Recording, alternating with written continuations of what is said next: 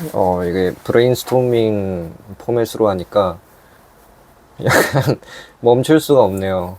이게 정리된 영상으로 만약에 올린다고 하면 하루에 한 개 절대 못 올리고, 뭐 편집이라든지 아니면 그러니까 어떤 구조로 얘기를 해야 되는지 이런 것들을 다 고려를 해야겠지만, 이게 브레인스토밍으로 한다는 게 전제가 돼버리니까 어떤 주제든 그냥, 이런 말이 좀 그렇지만 그냥 씨부리면 끝나는 거 아니에요.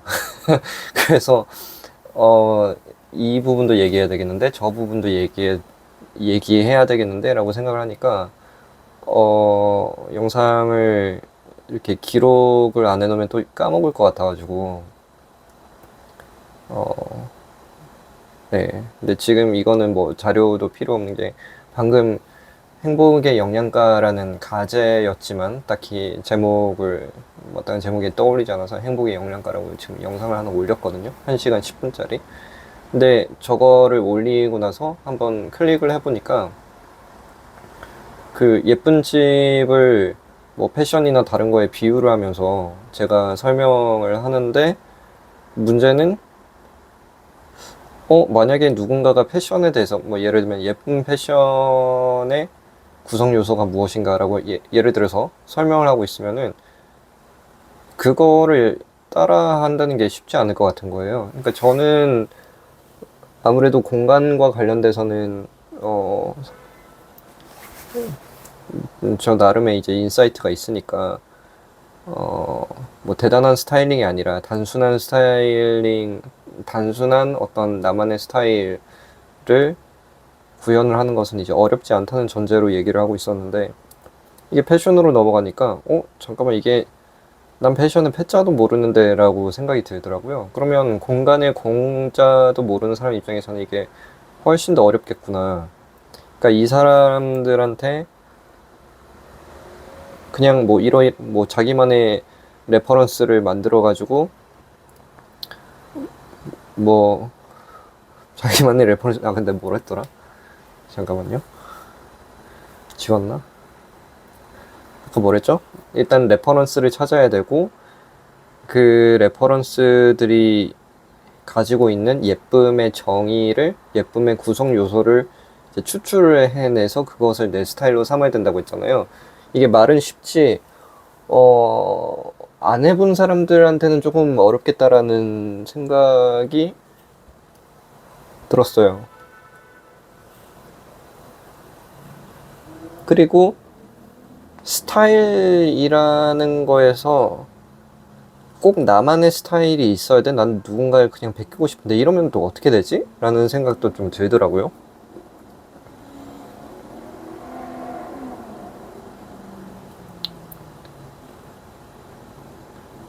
물론 여기에 대한 저 나름의 정해진 답이 어느 정도는 있습니다. 있는데 이제 그걸 지금 약간 배제를 하고 조금 더,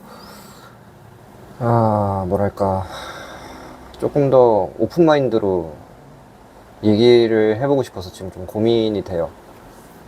어,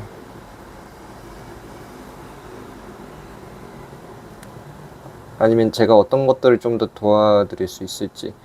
근데 이제 인테리어가 여기서 좀, 그러니까 스타일이라는 게 여기서 좀 어려운 것 같아요. 왜냐면 사람들의 취향이 너무 다르잖아요. 헤어스타일만 하더라도 사람들의 취향이 다를 거고, 뭐 패션만 하더라도 엄청나게 사람들의 취향이 다르겠죠. 그러니까 아까 했던 말이 영 틀리진 않은 게, 자기만의 레퍼런스를 찾는 거는 어느 정도는 자기가 좀 해야 돼요. 그렇지 않으면은 어떤 한 사람이 너무나 다양한 레퍼런스를 한 번에 보여주는 것은 좀 쉽지 않을 것 같은데, 그래도 뭐 작정하고 찾아서 보여주면 보여줄 수는 있겠다.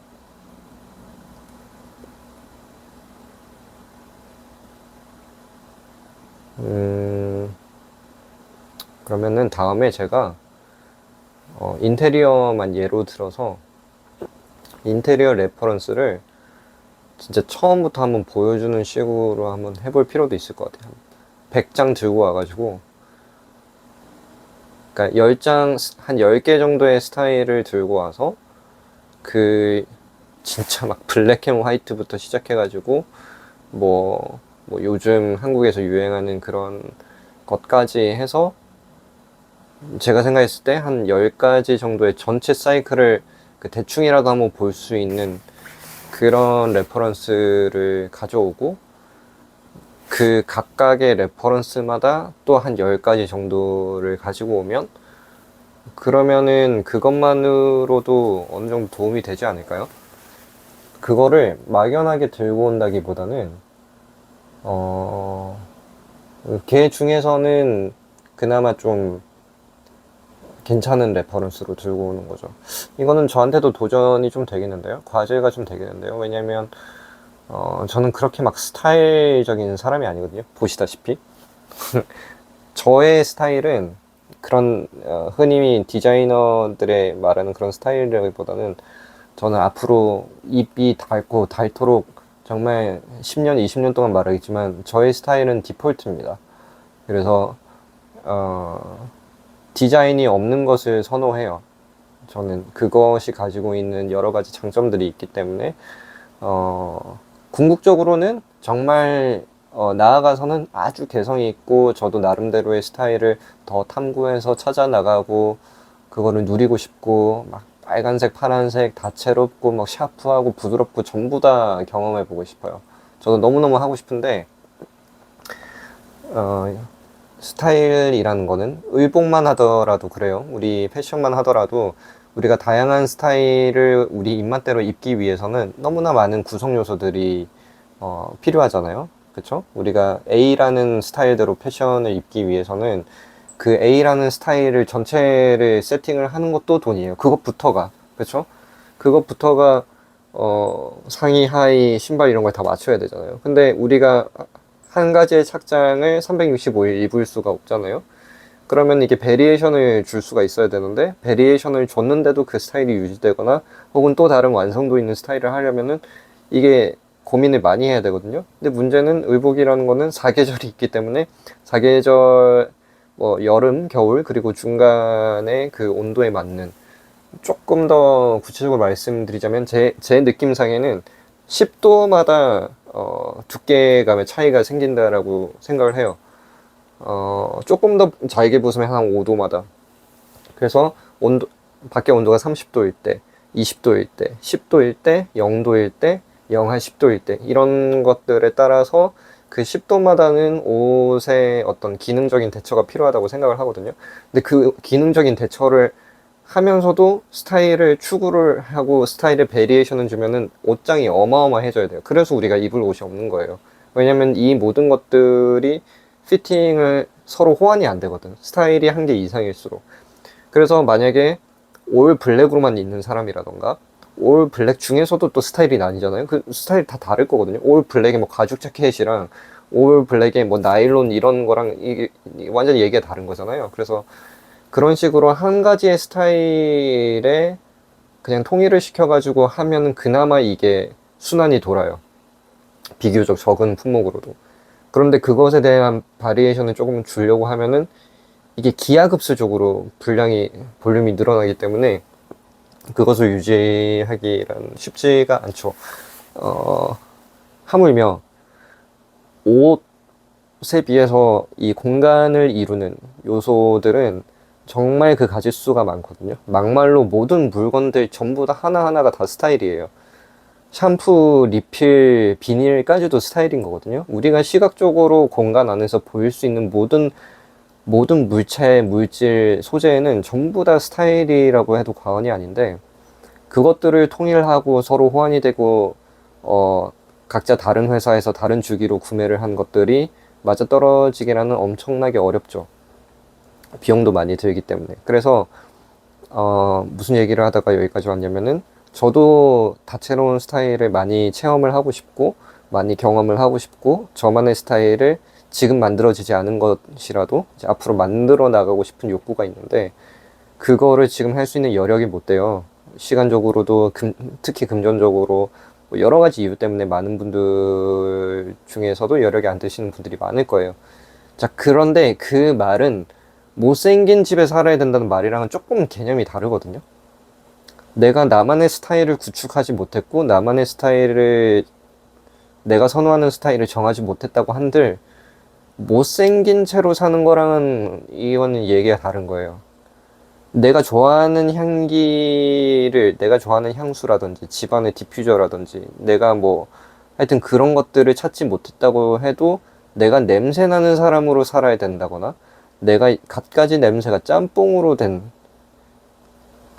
그거를 살아야 되는 거랑 약간 다른 얘기잖아요? 그러니까, 냄새가 안 나야겠죠. 어, 혹은 임의적으로 좀 약한 냄새 하나를 정해야겠죠. 입문형 냄새라던가. 근데 전 그 입문형 냄새도 조금 인테리어나 이런 쪽으로 와서는 좀 위험하다고 생각을 해요.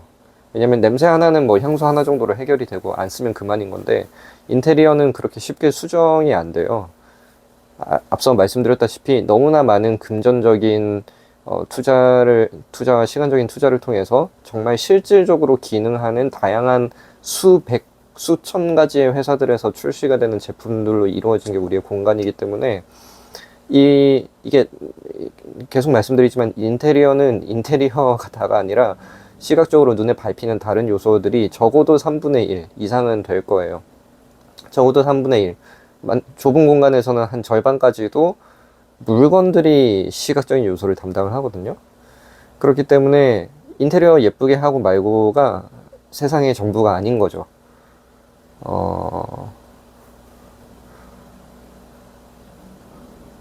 그렇습니다. 그래서 디폴트한 스타일링이 중요합니다. 그래서 이제 세상에 이런 스타일도 있어요 라고 제가 10가지 완성도 높은 스타일을 들고 와가지고 사람들한테 제안을 하는 것도 의미가 있겠죠. 언젠가는 해보고 싶었어요. 왜냐면 너무 답답했거든요. 스타일이라는 것도 자기가 만들어 나가는 창의적이고 창조적인 영역이 정말 중요하긴 하지만, 그것이 조금 더 효과적으로 나오려면은 어느 정도는 어떤 스타일이 원래 존재했는가를 알 필요는 있어요. 그러니까 우리가 창의적인 음식을 만들어 먹을 수는 있지만 원래 레시피도 중요하잖아요. 원래 돼지볶음이 뭐 불고기가 어떤 맛인지를 알면은 바리에이션도 좀 완성도 높게 나오는데, 불고기를 한 번도 먹어보지 않은 사람이 불고기를 짐작하고 불고기의 퓨전 버전을 뭐 누가 만들었다, 외국 사람이, 그러면 약간 이상하게 지거든요. 그러니까 아예 다른 이름으로 붙이면 또 모를까, 불고기라는 이름을 붙여가면서까지 이렇게 하면 되게 이상해져요. 그리고 불고기에서 뭐 예를 들면 한국식 간장이랑 뭐 설탕이랑 뭐 마늘을 썼다. 그래서 2개 이상의 재료가 한국적이라는 것을 되게 강조를 함에도 불구하고 거기다가 예를 들면 뭐 할라피뇨랑 뭐 어떻게 했다 이러면은, 이게 약간 뭐랄까, 누가 봐도 스타일에 대해서 좀 애매하다라는 생각이 들 수 있거든요. 그렇기 때문에 그게 잘못됐다는 건 아니지만, 기존의 스타일들이 어떠한지를 조금 더 잘 알고 그것을 좀 잘 모방을 해본다거나, 혹은 잘 알기라도 한 다음에 그 다음에 나만의 것으로 좀 조절을 하고 얼터레이션을 하면은, 그러면은 조금 더 완성도가 높죠. 완성도가 높은 스타일은 그 완성도 높다는 것만으로도 만족감이 있겠지만, 스타일을 완성도 높게 구성을 하면은 장점은 이게 좀 오래 가요. 왜냐면은 완성도 높은 스타일이라 하면 완성도 높은 디자인이라던가 스타일이라던가 이런 그런 것들은 뭔가 근거가 있어. 그 근거가 뭐든 간에 그 나름의 스토리라든지, 나름의 비율의 어떤 과학적 근거라든지, 나름의 어떤 뭐 역사라든지, 검증이라든지, 뭐 대중성이라든지, 뭐가 됐든 간에, 이게 아예 근거가 없는 스타일은 진짜 나약하거든요.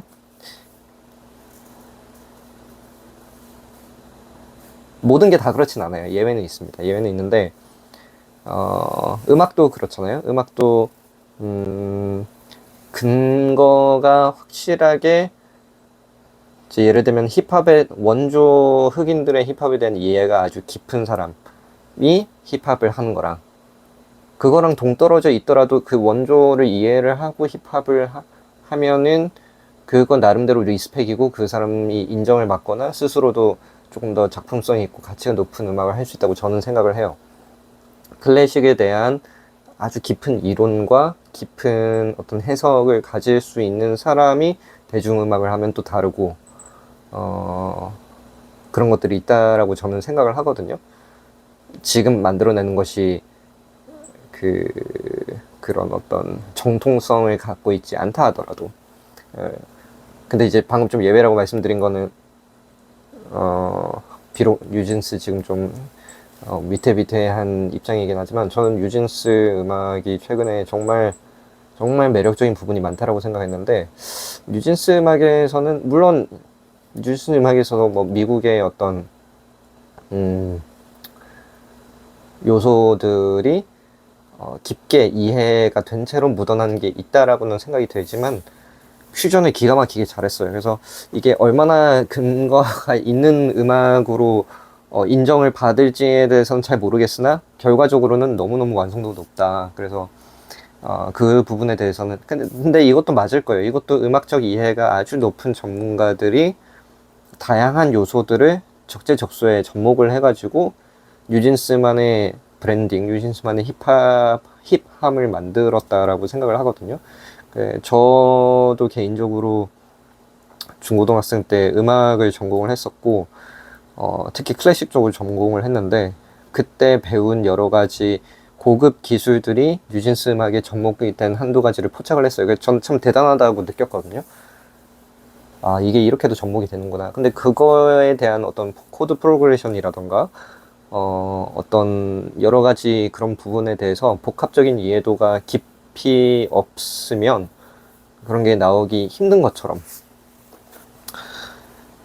뭐 하여튼 얘기가 좀 샜는데 그렇다고 생각합니다. 그래서 이런 스타일도 있습니다. 저런 스타일들이 알려주는 건 되게 중요하다고 생각을 해요. 사실 저도 잘 몰라요, 그거는.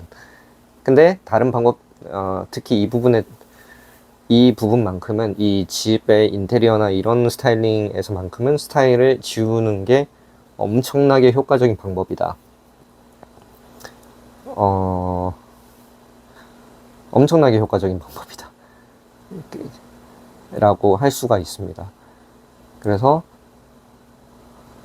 근데 문제는 디자인이 없는 물건을 한국에서 찾는 게 좀 쉽지가 않아요. 그래서 그거에 대해서도 또 다음에 좀 얘기를 해봐야 될 것 같고 그래서 그 부분이 고민돼서 이 영상을 켰어요. 당장 그럼 전 뭘 해야 돼요? 라고 하시는 분들에게 이런 스타일이 있습니다를 제안하는 것도 의미가 있겠고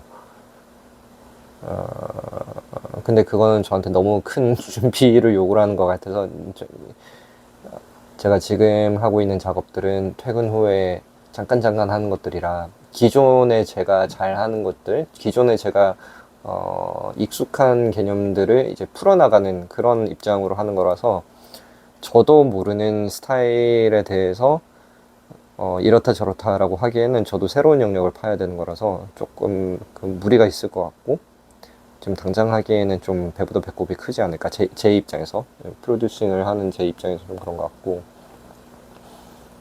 예를 들어서 바우하우스도 건드려야 되고 그러면은 그 다음에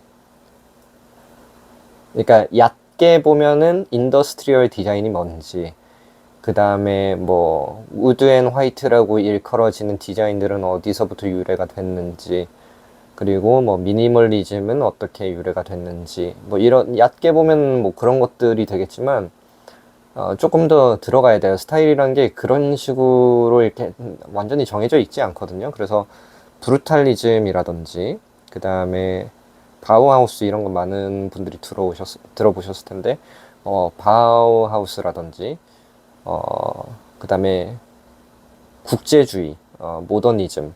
그러니까 모던이 뭔지는 배울 가치가 있어요. 모던이 뭔지. 그 다음에 스칸디나비안 북유럽 디자인이라는 게 도대체 뭔지, 무엇을 보고 스칸디나비안 디자인스럽다라고 하는 건지, 그 다음에 일본의 디자인 언어는 전 세계적으로 이제 어떻게 평가를 받고 있고, 실질적으로는 어떤 것들이 좋은 사례들이 있는지, 그리고 그 사례들은 어떤 구성 요소들을 가지고 있는지 이런 것들을 분석을 하는 거는 의미가 있을 거라고 생각하지만 이건 너무 큰 에너지가 들 것 같고, 그나마 조금 쉽게 할 수 있는 거는 그건 좀 스킵을 하고 이제 스타일은 다음에 여러분들이 알아서 공부를 해라. 하지만 지금 당장 스타일이 없는 것에 대한 효과는 내가 알려줄 수 있다라고 바로 영상을 찍을 수는 있을 것 같아요.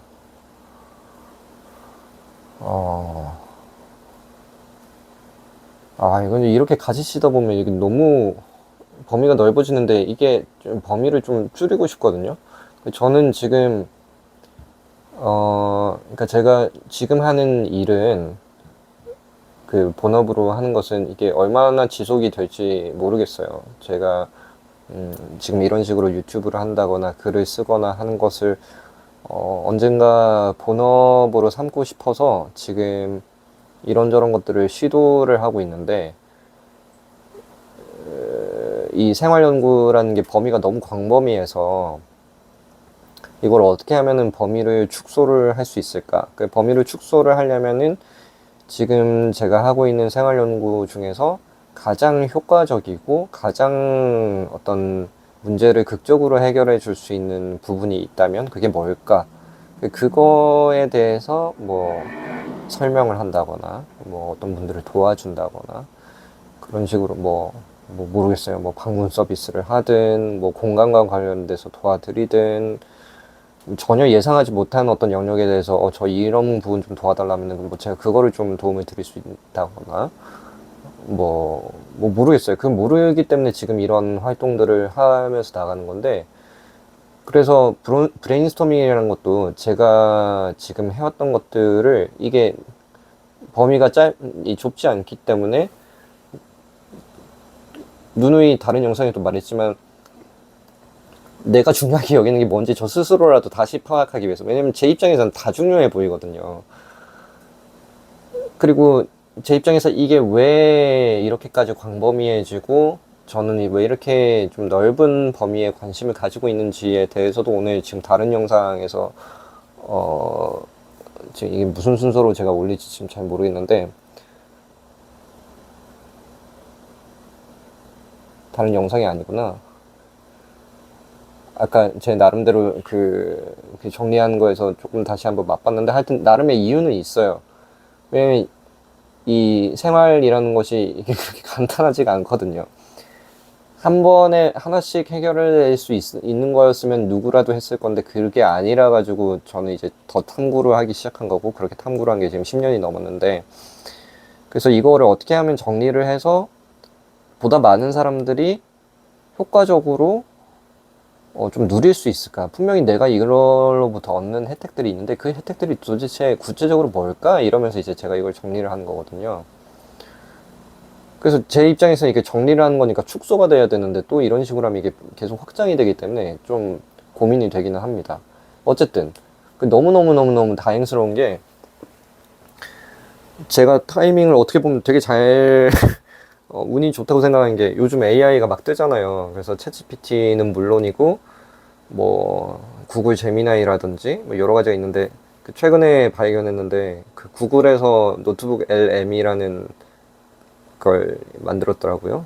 뭐 아시는 분들은 아시겠지만 전 몰랐어요. 전 정말 최근에 알았는데, 이 노트북 LM이라는 모델이 이런 식으로 제가 유튜브에 브레인스토밍이라는 것들을 정리를 해줘요. 뭐 완벽하게는 지금 정리가 안 돼서 생각보다 많은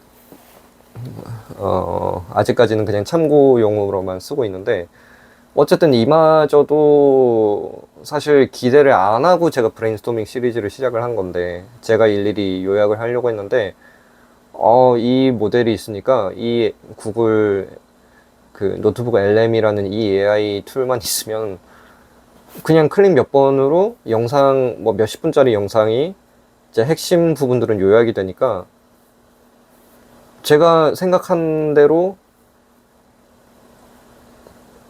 약간 어안이 벙벙할 정도로 이게 뭐지? 이게 이런 걸 쓸 수 있다고 생각이 돼서 지금 너무 그 부분에 있어서는 기가 막힌 타이밍이다. 내가 10년 전에 이런 걸 하거나 10년 후에 이런 걸 했었으면은 또 이게 이렇게 극적으로 뭔가 도움받는다는 느낌이 안 들 텐데, 아, 이거 잘 활용해봐야지 이런 생각이 들더라고요. 그래서 덕분에 활기는 있습니다. 네. 이 유튜브를 2개월 전에 처음에 시작할 때만 하더라도 활기가 있진 않았거든요. 그냥 시작이라도 해봐야지. 이게 뭐가 될까? 아니, 이게 뭐라도 될까? 시간 낭비하는 거 아니야? 라는 생각으로 했는데, 2개월 정도 하다 보니까 구독자와 상관없이, 왜냐면 어차피 구독자는 이게 뭐 무조건 구독자를 올리는 게 지금 목적도 아니고, 그러니까 설령 유튜브로 수익 모델을 만들고 싶다고 해도 구독자 중심으로 전략을 짤 건지, 아니면 영상 조회수 쪽으로 전략을 짤 건지, 아니면 구독자든 영상 조회수든 그런 극적인 성장을 떠나서 소수라 하더라도 나의 어떤 다른 업으로 이렇게 좀 서포트를 할 수 있는 쪽으로 갈 건지, 이런 이제 전략이 있을 거 아니에요. 뭐 전략 없이 이제 무조건 인기 위주로 이제 하시는 분들도 있긴 하겠지만, 지금은 저처럼 이렇게 요즘 발을 딛는 사람들은 그렇게 하기는 좀 어려울 것 같거든요. 그렇게 하려는 분들도 고민을 하기 망정인데, 저는 심지어 그것도 아니니까, 저는 제 나름의 일단은 내가 뭘 잘하는지 보자. 일단은 내 머릿속에 뭐가 있는지 좀 보자.